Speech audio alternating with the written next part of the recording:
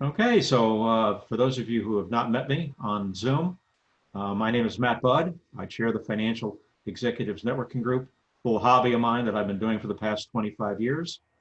I want to welcome all of you to Chat with Matt, new thing that I'm doing to connect all of us nationally and to provide us with interesting topics of discussion. Today's special guest is Sandra Long, someone I have known for quite a few years, very good friend of ours. And Sandra's going to do her own pseudo 90-second announcement, but I want you to know she's even written a book, which is available on her website. And on her website, which she'll be talking about a little bit, she has a lot of very good information for you about LinkedIn and how to use it. She's one of the most knowledgeable people I've met over the years on LinkedIn. And she's actually made a business out of teaching people how to use LinkedIn. So I want to welcome her to Chat with Matt. And I'm going to spotlight her, and she's going to be in the center of your screen. I'm going to be this disembodied voice off in one corner. And we're going to have a conversation about LinkedIn. So Sandra, welcome to Chat with Matt. Hi, Matt. Thanks for having me. I'm so glad to be here with you and my other good friend, Peggy. So happy to be here. Yeah, we're going to have a very nice conversation, and we'll open it up to Q&A at the end. So why don't you start by just telling us a little bit about you and how you got yourself into this mess? Well, I started with a corporate career and I pivoted back in 2013, and my business focuses 100% on LinkedIn education and speaking. And my book. So I really enjoy it. In fact, I've been to your FANG group in Westport a few times, and I know you have. That's been fantastic. So hello to anybody that I've met before. And yeah, so it's been a lot of fun, and there's a lot of need for the education that I provide. Yep, LinkedIn is just a tremendous resource. As I told you earlier, my little joke about LinkedIn is that it's the world's largest annotated phone book. Yeah. But it's obviously a lot more than that. But one of its most important uses for everybody who isn't trained is at least to look people up that they're about to meet. Very important thing to do. So you got into LinkedIn. You've been developing a business practice just on educating people on how to use LinkedIn. Yeah, so I work with companies, I work with universities, and I work with individuals. And so we help them, look good in terms of their brand and their profile, as well as how to network on LinkedIn, and whether it's selling or recruiting, all the different things that you can do on LinkedIn is amazing. And, and it's changing all the time. Yeah, without notice. Yeah, yes. That's one of the things I've learned about LinkedIn. I went to, as I told you, I met the chief financial officer of LinkedIn at an MIT CFO summit. And they were talking about LinkedIn, and they just implement changes as they get them. It's true. It's an interesting business approach. It takes all that I can handle. Like this is 100% what we do, and we're just trying to keep track of it all so that I can share it with my clients. It's a full-time situation with all the changes. So how many people are on your team? So I have 4 people they're contractors, and they help me. We do a lot of profile work, and we do a lot of training in companies or colleges. So sometimes they come with me, or they do everything's virtual. And so they obviously do writing and help me with virtual workshops. Terrific. Even, I know I just showed your book. Why don't you tell us a little bit about what prompted you to write it? Yeah, so my book is called LinkedIn for Personal Branding, and it was really important to me to have the 2 topics together. There are other books about personal branding, and there's other books about LinkedIn and LinkedIn profile. Oh, right, okay. Right, but I wanted to combine the 2 topics. I wanted it to be not just, how do you do something, but I wanted people to really be thinking about, how do I position myself? Because there should be thinking that goes on before you just hit the laptop and start making changes, but really think through how you want to position yourself. I know you have a lot of stuff out on your website. I don't know if everyone who's participating in this call has taken the time to go out to your website, but why don't you just give us a little 90 seconds on all the materials you have out there for people to use? Well, there's some videos on my website. There's my book, obviously. I even have a list of other books that I recommend. I have like a little bookshelf. And Oh, I'd okay. say one thing that I really recommend is my TEDx talk is on there. It's 11 minutes and it's about LinkedIn community. And that was something I did last year. So I think people, especially, we all are focused on connecting virtually now. So I think that that's really perfect timing to take a look at that 11-minute video. So let's talk about personal branding for a few minutes. Mhm. One of the things I say to people is everything communicates. So Mhm. there's all these important, there are a lot of important people out on LinkedIn who have a cheesy photograph. And I'm Mhm. always floored. People who claim they're in business and yet they have a cheesy photograph. But it goes beyond that. And perhaps you could talk a little bit about the branding idea. This is oftentimes, this is the first time people have gotten to, in quotes, meet you. Right, right. Well, the other thing you see is people that just have sort of a bare bones profile. Yeah. Meaning they just list where they work and where they went to school. They haven't really spent the time to think again about how they want to be positioned.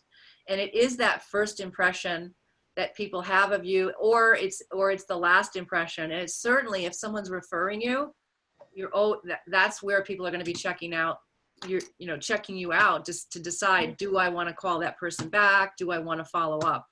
First So thing everybody does is check you out on LinkedIn. I'm it's, sure those bare bones LinkedIn profiles are to you no outgoing signature on emails I get to me. oh, I know you. That's right. I remember you definitely told me about that. Yep. Well, for me, when I think about your LinkedIn presence, your profile, I tell my clients, you want your profile to be motivational. So whoever comes to your page, you want them to feel inspired to talk with you or to meet with you. And that's the goal. If you've just got where you work and where you went to school, that's just not enough motivation. Uh, Interesting, right? yeah, I want to ask, there was a question out there, Sandra. Somebody wants to know on your profile, how do you address employment gaps? So when they've been out of work, how do you want them to position that on their profile? That was their question. Well, okay, so certainly your profile needs to be honest and accurate. So you have to make sure it matches up with your resume. And I'm sure we're going to get a lot of questions. I don't know if we're going to do them now or at the end, but This is an opportune time. Go ahead. no, it's fine because it fits in with what we're talking about. But you want it to be accurate and honest. So, if there's a gap, there's a couple issues if you're not currently working. There's the gap issue, and then there's the I'm not currently working issue. Mhm. So where people have to think about how do they write about that. And I would really encourage you to think about what you were, instead of thinking about what you weren't doing, you're not using the word unemployed, but think about what you were doing. So were you speaking? Were you mentoring? Were you volunteering? Were you writing? What were you doing during that time that you could use and make it an experience section about what you're doing? Because I think that would be a more positive way to present yourself. Yeah, I think it bears repeating that people will always look you up on LinkedIn before they call you. So if it's Yes. a human resource or a recruiter who's got your resume in front of them and they go to LinkedIn and there's something different, that's not a good thing. Yeah, it's a red flag if there's a disconnect. That's why you want to be making sure it matches your resume in terms of the dates. Yeah, but going back to your actual LinkedIn profile, it is a promotion piece. Yeah. It's to get people interested in you. It's like your 90-second announcement. It's a gateway drug to get them to talk to you.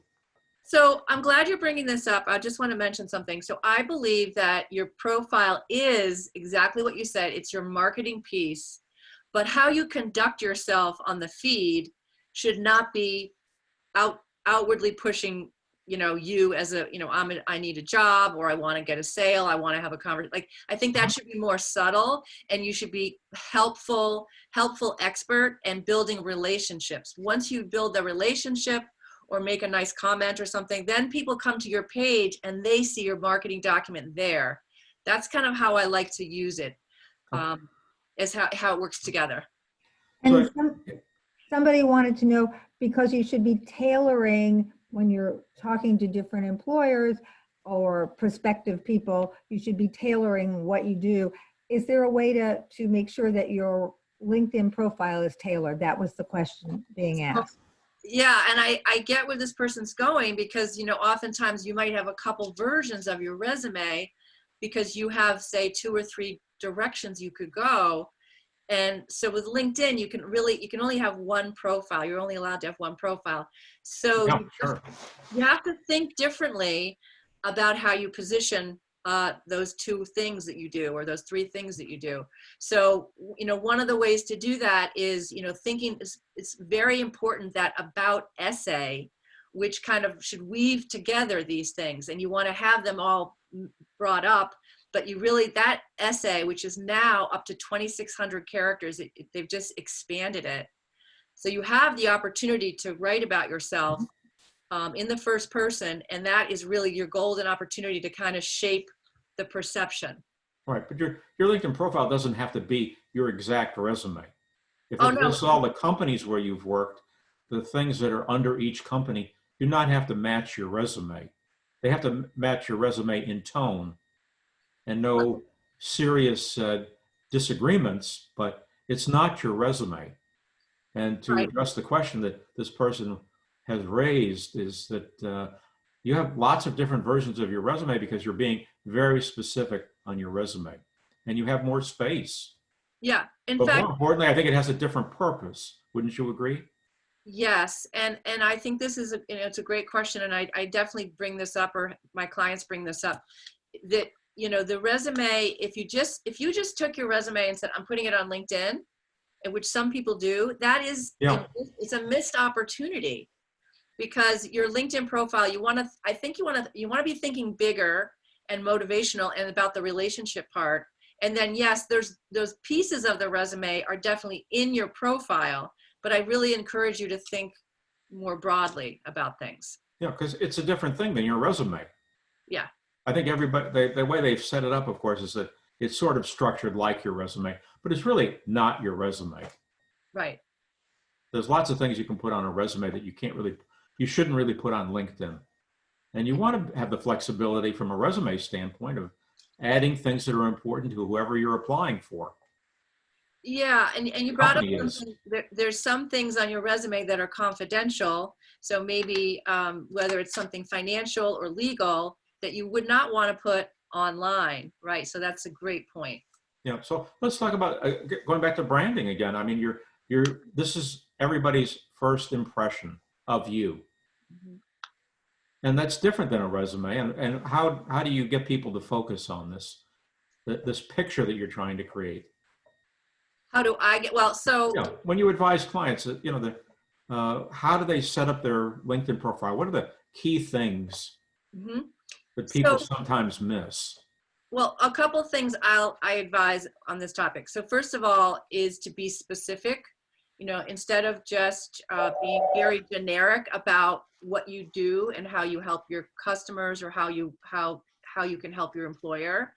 You want to be specific as you can about your expertise. That's one thing. The Okay. second thing is that you want to bring in something personal. I mean, having a personal element or a personalization to this, or a little personality, is important, because this is social media. It's professional, but it's social media, and it's people connecting.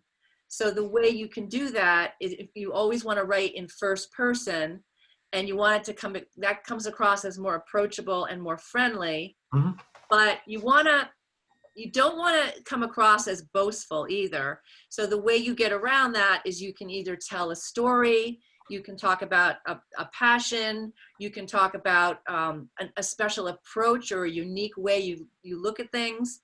Mhm. So there's lots of ways you can bring a little bit about your personal approach and about you as a person. That really wouldn't be appropriate on a resume. It wouldn't be appropriate on a resume, right? And remember, getting back, you want to motivate and inspire people that connect with you. Yeah. So you mentioned, or we talked earlier about InMail. Mm-hmm. So how do you recommend people use this? So let me clarify what Matt's talking about, the term InMail. So InMail is a message that you send through LinkedIn. And typically it's referred to in mail when it's talking about the premium product, but there's a messaging tab on LinkedIn. So no matter whether you have premium or free, there is messaging capability. Right, but they limit you if you don't have premium, right? Well, you can send as many messages as you want to people that you're connected to, first level connection. So I'm a believer that, you want to make those messages meaningful and helpful and personal.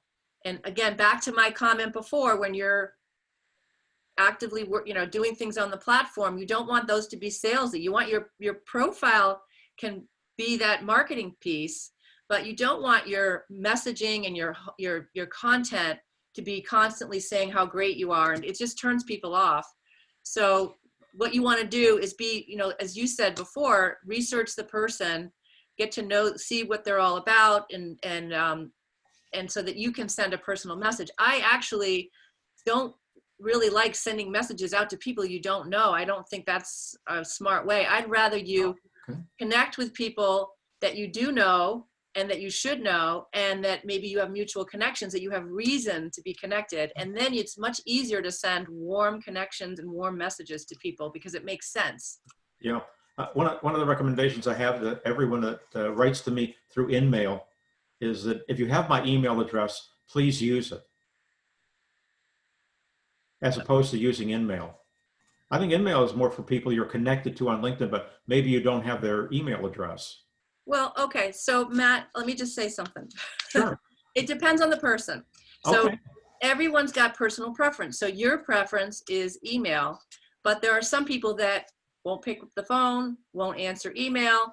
So you have to figure out, and I really believe in omni-channel communication, that, really you want to be able to connect with people and message people the way that they are interested in responding, and everyone's different.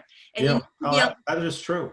And you have to be good at all of them. You can't just say, well, I only email, because you're going to miss out on people that want to be messaging through LinkedIn or through text or through, phone or whatever. Mm-hmm. Are there any Sandra? businesses that we should talk about with regard to LinkedIn? Things that people miss all the time, opportunities on their profile. Mm-hmm. Well, there's Then a we'll lot. take a question from the studio audience. Okay, so there's a lot of opportunities for missing, because there's a lot to know about LinkedIn. So I'd say on the profile, one of the biggest misses is a headshot and photograph. Okay. Because go ahead. people will decide whether they want to connect with you or whether they want you in their group. I hate to say it, we hate to hear it, but it is how people immediately judge you. So I would say you want to get the best photograph that you can, that you feel, and it helps your confidence online, because you're not there in person. You can't wear that great suit. So it's your photograph. So you think wedding shots where you're cut out of a group that's not a good idea, huh? No, if you can possibly get a professional photographer to do it, that would be what's recommended. But if not, then at least, get a bunch of photos from your iPhone, do the best you can. You want to be smiling, you want to have it not be your whole body, but your head and your shoulders. Some of the photos I've seen, they'd be better off if they had been arrested previously and were able to put one of their mug shots up. I know. I've seen It'd be better. Sunglasses. I've seen everything. I'm sure. And don't you think that they should be dressed professionally? So rather than. Yeah, I used to say that all the time. In fact, in my book, I show a person in a suit, and it's gotten a little more casual. I think it depends on the industry. Now, maybe in finance, yeah, probably, but a lot of things have gotten more casual. Yeah. So LinkedIn groups. We haven't talked about LinkedIn groups. Mm-hmm. What kinds of things should you seek out on LinkedIn groups? Well, there's a lot of LinkedIn groups. And I think the number one thing is you want to only spend your time in groups that are valuable. And there's a lot of groups that are not valuable. So you want to be selective in the groups. So for everyone here in the audience, I would definitely recommend you be in your college alumni group. And that's just, even if the conversations aren't that great, it's still important for you to be in that group, because the college connections are something that we all value. And there's a lot of times there can be opportunity and messaging and connections, even if you don't know them, but that you went to the same school. Sure. So There's always something to talk about. there's always something. So definitely college. And the second one, obviously the FANG group, you want to be in that just because it's FANG and it's great Sure. people. And the third thing I'd say is one group that's been fantastic, which you might not realize, is where you think about where you used to work, especially if it's a large company. A lot of these big companies have ex-employee groups, or, you know. They do, sure. One And of the big ones years ago was Friends of the General. That okay, was all the folks from GE, yes. back when that was a well-respected corporation. Yeah, well, at those type of groups are gold mine, especially yeah. if you're looking for a new position, because think about it. Let's say you worked at General Electric or Pitney Bowes or wherever you worked, and maybe you worked there 10 years and people know you, they liked you, they trusted you. And those are people that are great leads for your next opportunity. And so if you're in those groups, you can find some of the people you used to work with, connect with them, and just have a friendly conversation. And hopefully that will lead to a Zoom call or a phone call, and you're having a career conversation with people that you Sure. that know you. Yeah, there's lots of people who've worked at a company where you've worked. You all know the same rascals, all those people who should have gotten fired but never did. So you may not know each other, but you know people in common to start the conversation. Yeah, and That's it's a very powerful thing. It's a culture thing. Like, I mean, even for me in my business, I worked at a company for a long time, my company, and I get so many leads and opportunities from people that I used to work with that I haven't even seen in sometimes 10 or 15 years. It's amazing. Yeah. Sandra, somebody asked, when they're in a group and then times change, is it advisable to get yourself out of a group, or if you're in a group, just always stay there? That was the question. You can leave a group. And they want to know how. You go into the group and there's a little tab and it says leave group. You have to search all around. Okay, thank you. That was the It's question. a little bitty thing that says leave group. Peggy's had great success with publishing on LinkedIn. Yeah. Mm-hmm. You want to talk about that a little bit? Well, sure. The idea of content, first of all, it's a bigger, articles are great. Articles are a wonderful type of content. There are lots of types of content on LinkedIn. And so articles, the publishing, those are long form blog posts. So if you want to be writing about your area of expertise, which Peggy does, you can use the platform at no charge. All of the content features are completely free. And this is a way people can see you and can recognize you, your expertise. And it's part of it becomes your body of work, right? It's so that people know, like when they go to Peggy's profile, they'll see her profile, but they'll also see her articles, which gives her much more credibility. Yeah. So they go from your article to your LinkedIn profile, maybe to your website.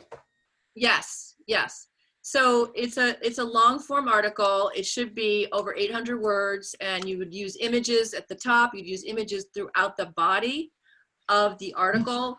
And then at the bottom, you'd make it an educational article. And then at the very bottom, you have your bio, and you might have links, like contact me for blah, blah, blah. But the article itself is educational, and it draws people in, and they're going to make comments. And, one of the things too is once you write it, you can send it to some of your friends or colleagues to get the action going and get a little couple of comments on there. Yeah, it's a great excuse to reach out to people when you put it out on LinkedIn. Sometimes people find it who are connected to you. They get notifications sometimes, don't they? How do you can send out notifications, can't you? Well, yes and no. Okay, so when LinkedIn first came out with articles, with publishing, they were much better about notifying your network. So you have to work. You have to work a lot harder now.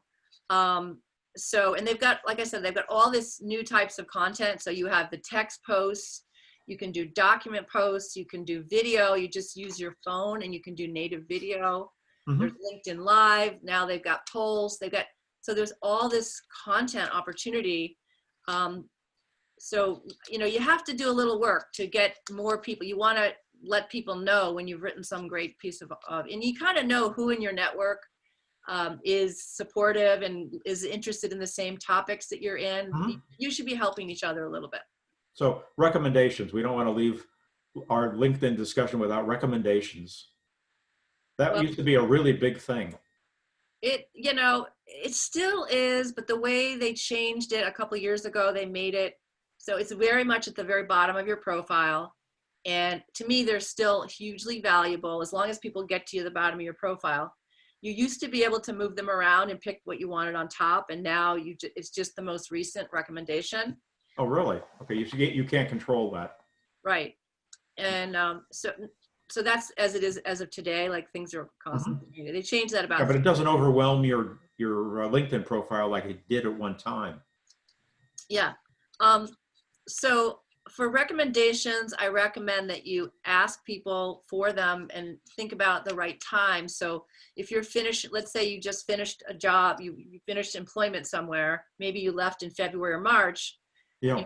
Obviously, if right before you leave is the best time to get some. But if that didn't happen and you left a couple of months ago, you're still pretty fresh, and it's a great time to go back to your colleagues and your boss and your employer and ask and say, look, I'm working on my LinkedIn profile for my next opportunity. I would really appreciate if you would write me a recommendation. And I recommend having a phone call first and then send them the link after you've had the call. You're going to, You want to make sure they say the right things about you. yeah, well, sometimes you can shape it. Sometimes they'll say, well, what do you want me to emphasize? But I think also it definitely increases the chances of them doing it, because if you just send them a link or an email, it might do it. But if you've had a conversation, a nice conversation, you've warmed them up and they say, yeah, they'll do it, and then you send the link, it's a much higher probability. All right, but you can't post their recommendation for them.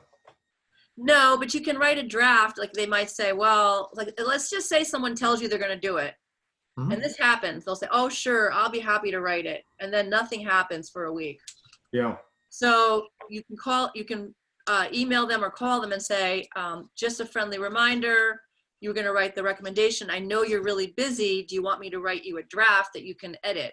Yeah, I always tell people to write me a draft. Yeah. And then I edit from that. Yeah. I don't want to forget any key points that they might want me to mention, but I rewrite it a bit so it's in my speak. Yeah, I like Well, let's that. take some questions. It's a little after 4:25. Peggy, We what do we have? we have quite a few. Well, don't do them in order. Do the ones you think are important. I will. Somebody, we were talking about posts. Somebody says that she writes articles for Forbes and then she reposts them. And she wanted to know, after she does that, is there something she should be doing next? Or is that just the way is that it? No, I think there's a lot you can do. And I think, first of all, congratulations for writing for Forbes. That's fantastic. And I like your strategy that you're doing that first and then you put it on your LinkedIn. I think that's really great. So when you write it, you can, after you write it, you can send it out as a post, you can post it as well. The other thing I like to do is you could do multiple little posts. So say you have an article about a topic. Let's say it's a leadership topic and it's a 1,000 words. And maybe you could pick out little parts of this that you want to write about as a text post. And then you can point over to, like, you could put the link in your comments. So you could write about maybe about one of those paragraphs, and, elaborate a little bit and say, to read the full article about this leadership topic, look at my comment for the link to the article. That's just one idea. You can also take those articles and put them on Facebook. You can send them out to Twitter. But I think the best way is really having that network of friends. And again, not that it shouldn't be phony. You want to make sure it's people that you have a good relationship with, that they like the same kind of content, but having a relationship with those people, because if you have some people that are commenting and helping a little bit, and you do the same for them, it goes a long way and it will give you a lot more visibility. The other big thing I would recommend is there's a new feature called featured content. So at the top of your profile, it's actually under your essay, and you can feature your article, and it's going to be very prominent right there. Hopefully she knows what I'm talking about. Mhm. But that is fantastic. That just came out about a month ago, and that's really prominent on your profile. Sure. Here's something that does come up quite frequently. We have someone who took off several years to take care of a parent who was chronically ill. Mhm. And my recommendation always is for people to actually put that on their resume. They have a gap Mhm. and it's about something personal, which is what I'm really addressing to you. A resume is not quite so broadcast widely, Mhm. but I personally care about people who care about other people. Yes. And I think having taken time off, showing that dedication to a parent or a spouse is a positive. But how would you present it on LinkedIn, which is so public? What would you think? I agree with you, Matt. I think people like people that are nice people, and that they, somebody you'd want to be friends with. That's, and if it's somebody that doesn't have that value, those values, you probably don't want to work for them. Right. That's what I tell people. If someone isn't impressed by the fact that you took time out of your career, I wouldn't want to work for them. Right. Right. Sandra, how do you feel about the changes that are happening on LinkedIn? Are you thinking that this is all for the betterment, or are you finding that you're not happy with them? I'm very happy with them. I mean, I'm not happy with every single change, but first of all, in 2017, they changed the entire user interface. And now we are exploding in engagement, the comments, the likes, the posts. I mean, it's exploding in popularity and engagement. And a lot of that has to do with the whole new user interface, which they redesigned to match the mobile, because it used to be that the design was different on desktop and mobile. So I think it's really great. All these content features are amazing. Like, there's nothing like it. This featured section, I mean, there's a lot of great things that are happening. You know what we Yeah. forgot to talk about was people sending you LinkedIn invitations, unsolicited invitations, people you absolutely don't know. Mm-hmm. My position is I only connect with people I actually know or really want to know. If I don't know them, I can't look them up in my database. I look at their profile on LinkedIn, and I make a decision whether I want to know them, and then I send them. I accept their link, and then I write to them and say, send me your contact information. Tell me how I can help. But a lot of people I know, I've talked to them about LinkedIn invitations, and they'll just accept anything that comes on their desk. Mm-hmm. What do you recommend to people? Well, I don't recommend accepting everyone. I think that, first of all, every single person should have their own strategy about who and how they're going to connect. So Okay. I understand your strategy. You're connecting with people that you know and trust. Yes. Right. So that means that your network is full of people that you could probably refer, or that you could have a conversation with. Yeah. And so again, that's your strategy. You're doing the FANG network. It works really great for you. But so I used to be more like that, but I've changed over time. And now I'm probably more like Peggy now, where you want to have those kind of people, but you want to have even more people that maybe you don't know, because you want to be known, right? You want to be hired for things. You want to be contacted. You want to be visible. So if you want, I want people to hire me for speaking. I want people to read my book. I want people to follow me, or to read my posts, and maybe I don't know them. So I have a different objective. So you have to decide. I assume you still look at their profile before you accept them. I look at their profile. I'm always going to be happy if I love to see mutual connections. And Right. I definitely have people that I don't connect with, that I just don't trust their profile. I won't connect with them. I look at even the people that I know, I look at their profile before I accept them.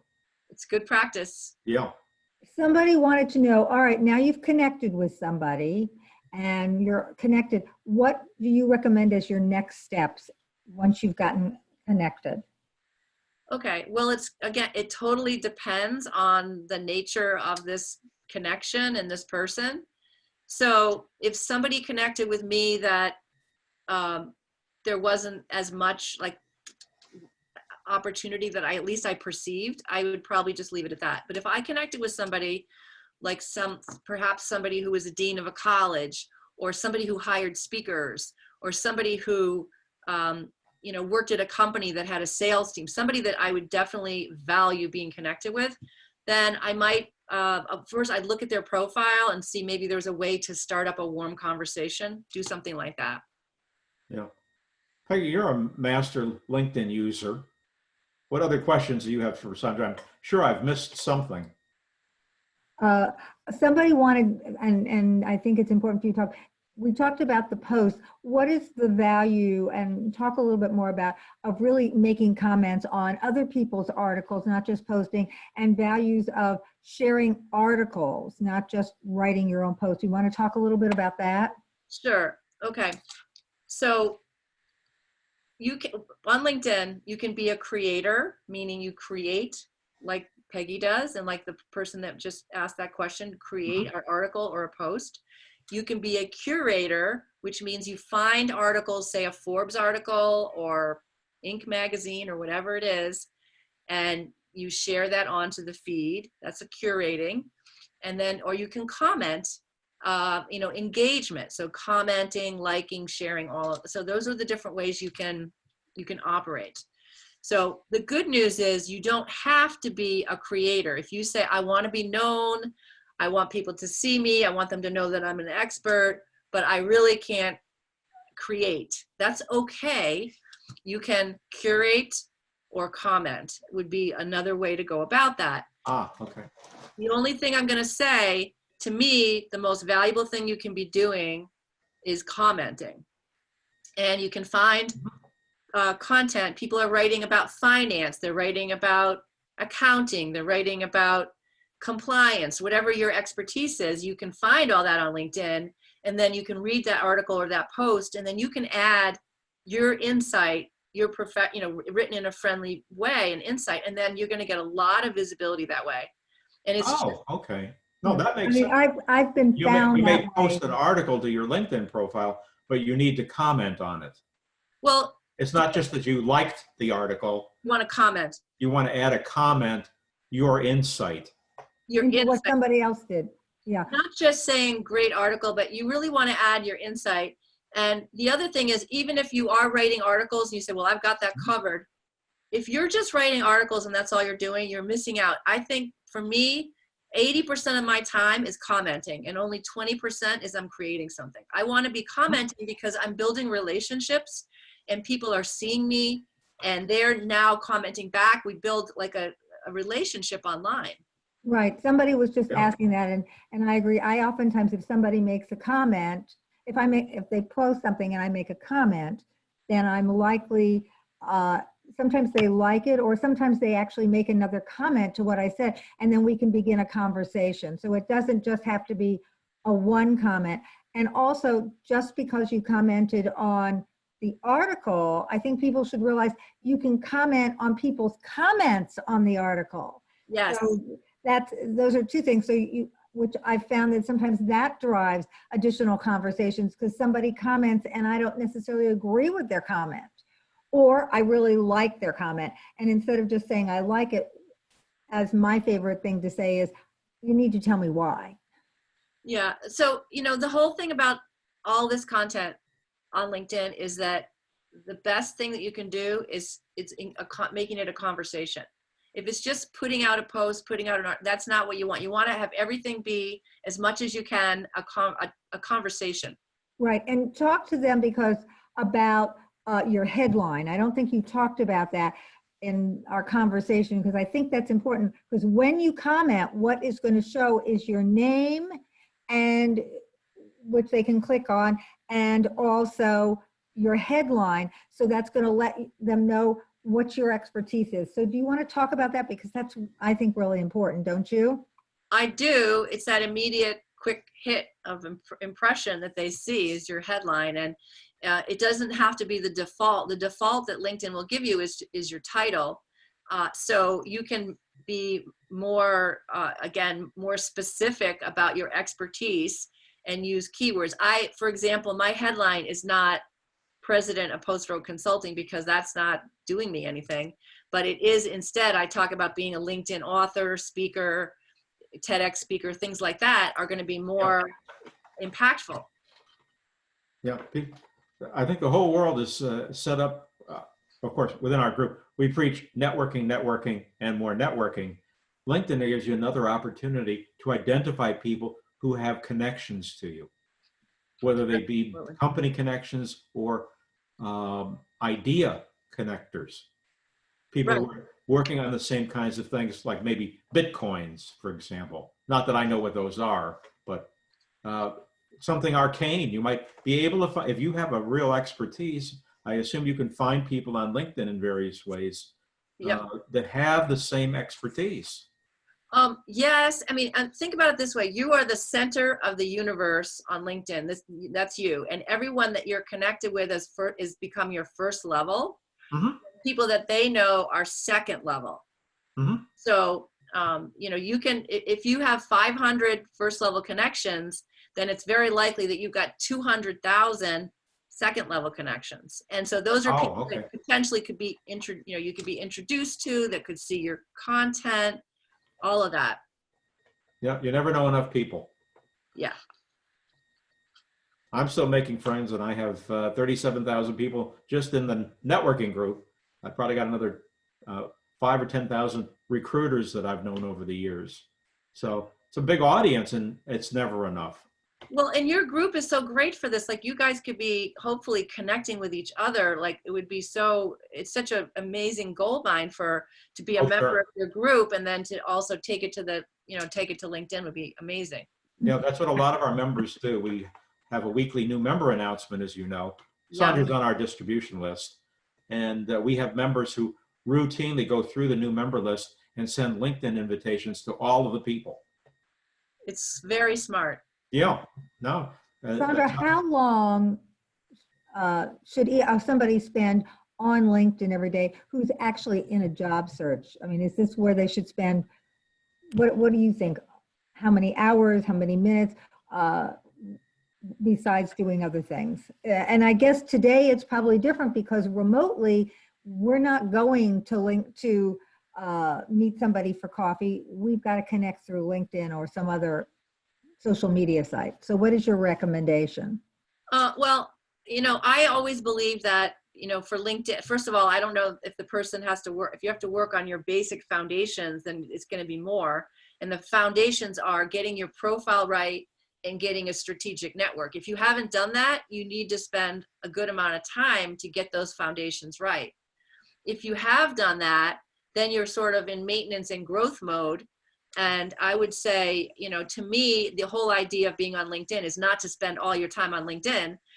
The whole idea of LinkedIn is to build relationships so that you can have real conversations, whether it's phone or right now Zoom, because we're not, we're still in quarantine. So, how can you have these conversations, whether they're through messaging in mail or through commenting, that can then turn into the phone or Zoom? Like, that's how you would want to operate. Like, I'm much more interested in converting those to real conversations. So if you said, I want to have, X number of career conversations per week, then use LinkedIn to make that happen. And however much time that takes you, if I spend all my time on LinkedIn all week and I haven't had a phone call or a Zoom call with somebody, then that I'm not using my time the way I should. I want to be turning those and converting those into real conversations. So, yeah, I know you have we only have 2 or 3 more minutes. So why don't you show them the book again? Oh, sure. I know you have it. And why don't you? And I think now I better understand why you linked your book to personal branding. Yes. In fact, there's an orange fish. It's not just a mechanical book on LinkedIn. Yeah. So there's a lot of bluefish. The bluefish are all the people out there, all the finance people, they all look the same. You want to be the orange fish and be specifically and uniquely you, so that you're going to attract the right people to your profile. Terrific. And how can people reach you, Sandra? We've run out of time. Oh, well, this is an important question, though. I would love you This is Thank the, you. Sandra, you're the one who said 4:45. I Okay, know, but I And I mean, promised you I would keep track of the time. Go ahead. You can answer another question. well, the question was how to reach me. So correct. the best way is through LinkedIn, and I would love it if you want to connect, send me a personal note, or you can follow, and I'd love to be connected. I am connected to a lot of FANG people, and I'd love to add more. Now, do you recommend they use the system message or should they write you something personal? Personal. Just thought I'd ask. You knew the answer. I did. We did. But I Never wanted ask a them question to you hear know it the from you, answer to. Well, Well, thank thank you. you. This has been fabulously And Sandra, we had informative. at one time over like 74 people on the call. So this was wonderful. Thank you. Thanks for I coming. hope everybody got a lot out of it. I'm going to take over the screen for a minute. Sandra, thank you, thank you, thank you. This has been great. Thank you, guys. So I want to thank all of you for joining us for this chat with Matt, with Sandra Long. Since you all got the meeting announcement several times, you have her website. Again, she's got a book that you can buy. And she also has a lot of courses and all kinds of things you can sign up for. And she is, you can take it from me and my wife, Peggy, she is an authority. So thank you all for joining us on Chat with Matt. We did record this, so if you missed anything, we'll be able to, we will have it available for download. So thank you, Sandra. We're trying to make all these chats with Matt informative and entertaining, and you've certainly met all of those measures. Everybody stay safe, have a great weekend, and hopefully we'll see you again on Chat with Matt. Bye-bye. Bye.